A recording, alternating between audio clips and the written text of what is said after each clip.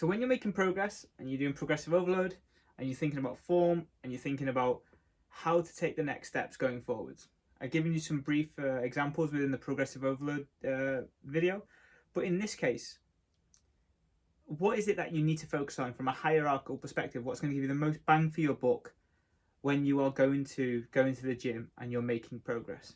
A lot of people will say, is it form with lower weights, or is it higher weights with not so great form? And the answer is neither. It's more weight with perfect form. And this can be quite hard to comprehend, especially for people that like to have a bit of an ego or have an attachment to lifting more than their peers. There will be a point within your exercise that it will feel not great and it will be hard to go down to the same level of range of motion or flexibility in every exercise and then push back up, or come down to a pull up and then come back up to the top.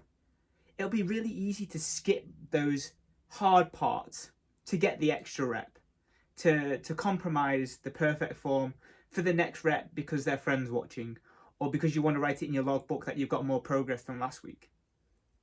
But the reality is, if you want long-term progress and arguably short-term, you're going to need to shelf that and then come up with this specific hierarchy.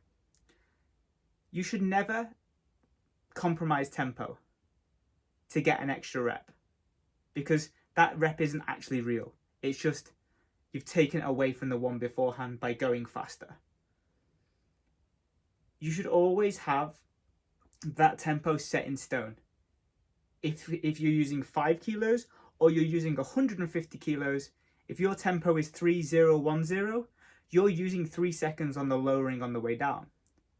And if you can't use 3 seconds on the lowering on the way down, you've progressed too early and you haven't been doing your tempo. You haven't been doing those 3 seconds. So it needs to be tempo, and that never gets compromised, because once that gets compromised, you start shooting for extra reps to get fast. By getting faster, you compromise technique, and then you compromise or have a higher rate of injury and not using the target muscles, and probably use joints and other surfaces and tissues that can't get bigger, they'll only just hurt when using them. So never compromise on tempo. If it's a 3 second down, do 3 seconds down and get the honest amount of progress, even if that's one more rep, or even not any more reps, it's the same. The second thing is depth. Like I said, it will be more than easy to come halfway down and come back up than going all the way down and getting probably fewer reps. You should never compromise on that tempo, and you should never compromise on the depth of the exercise.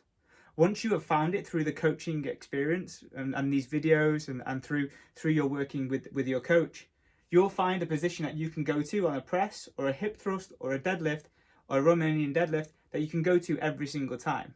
That should not change.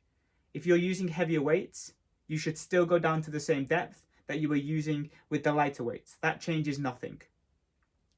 It's only when you compromise that depth do you then start doing half repetitions and getting half the benefit.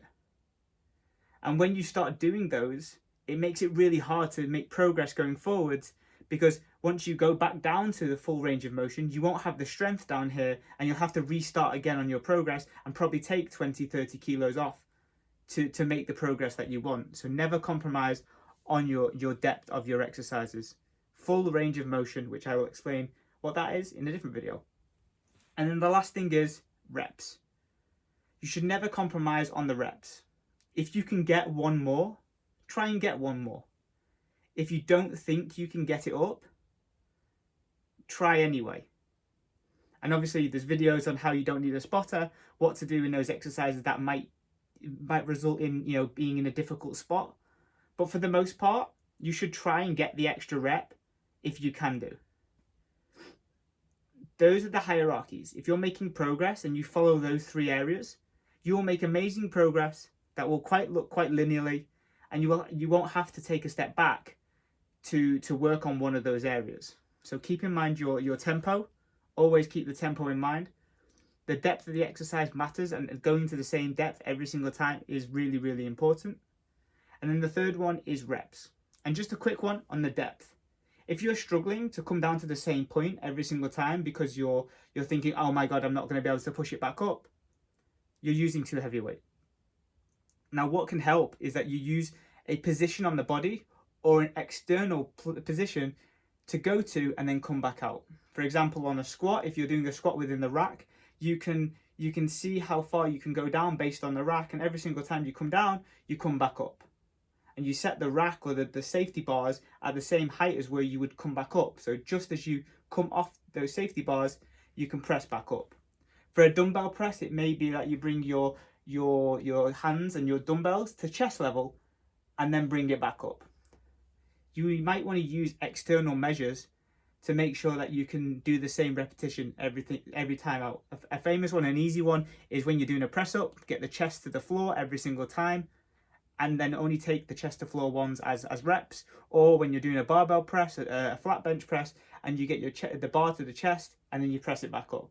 They're easy ways to monitor your depth.